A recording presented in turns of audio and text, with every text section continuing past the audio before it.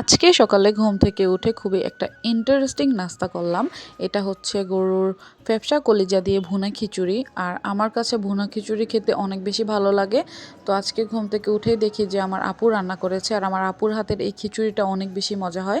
আর সাথে এখানে আবার টমেটোর সালাদ বানিয়ে দিচ্ছিল। আসলে আমার খিচুড়ি দিয়ে টমেটোর সালাদ অথবা আচার না হলে নাই হয়। তো এখানে সালাদ বানানো হয়ে গিয়েছে। আর এই যে দেখেন ফ্যাপসা কলিজা দিয়ে খিচুড়িটা কত সুন্দর লাগতেছে, এবং খেতেও এটা অনেক বেশি মজা হয়েছিল। তো এই যে দেখুন পুরো প্লেটটা ভরা ফ্যাপসা কলিজা দিয়ে।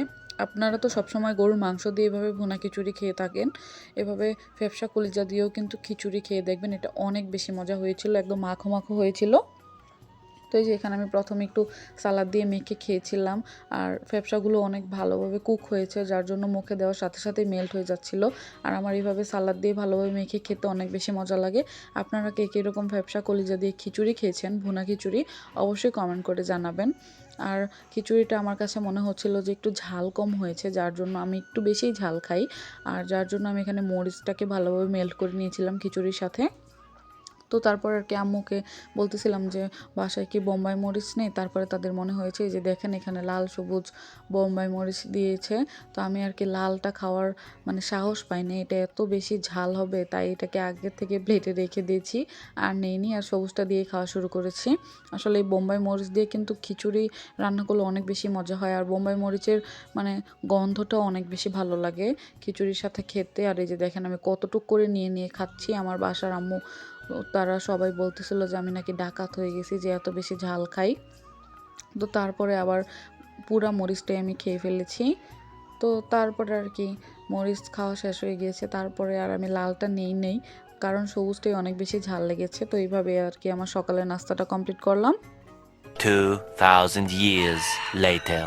তারপর চলুন আপনাদের সাথে আমার দুপুরের খাবারটা শেয়ার করি। দুপুরের খাবারে ছিল হচ্ছে গরম ভাত, আর সাথে হচ্ছে আমাদের ক্ষেতের আশেপাশে থেকে তুলে আনা মালমচা শাক। এটা হচ্ছে যারা গ্রামে থাকেন তারাই চিনবেন। মালমচা শাক দিয়ে আলু দিয়ে রান্না করেছে। আর মালমচা শাক তারপর হচ্ছে আলু দিয়ে এভাবে রান্না করলে অনেক বেশি মজা লাগে। এটাকে অনেকভাবেই রান্না করা যায় মরিচ বাটা দিয়ে, কিন্তু আমার কাছে কেন জানি আম্মু যে এইভাবে যে রান্না করে এটা অনেক বেশি ভালো লাগে। আপনারা যারা গ্রামে থাকেন তারা কিন্তু অবশ্যই এরকম ক্ষেতের আশেপাশের এই শাকগুলো তুলে এনে রান্না করে খেতে পারেন, অনেক বেশি ভালো লাগে। আর এই যে দেখেন এটার সাথেও নিয়েছি একটা বোম্বাই মরিচ। তবে আসল কথা হচ্ছে এই বোম্বাই মরিচটা গন্ধ ছিল, বাট একটু ঝাল ছিল না। তো তারপর আমি সবটুকু শাক নিয়ে একসাথে মেখে নিচ্ছিলাম।